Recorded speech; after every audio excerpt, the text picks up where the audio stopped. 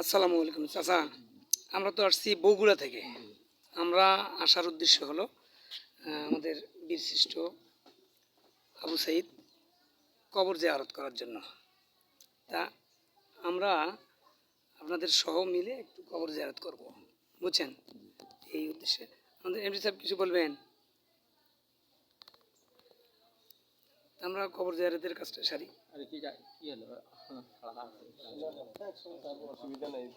আমরা আবু সাইদের বাবার সাথে কথা বলছি, আমরা সবাই মিলে সহ।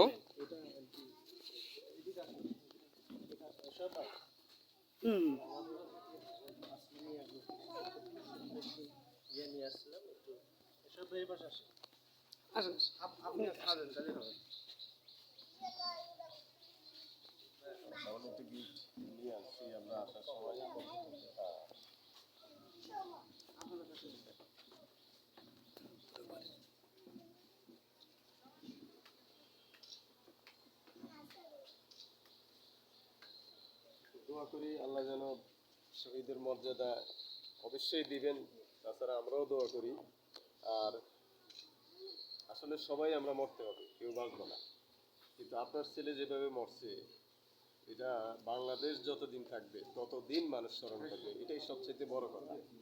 মানুষ তো অনেকভাবে মারা যায়, কিন্তু আপনার সৌভাগ্য যে আপনার ছেলে দেশের জন্য জীবন দিছে এবং শহীদ হয়ে গেছেন। আর শহীদ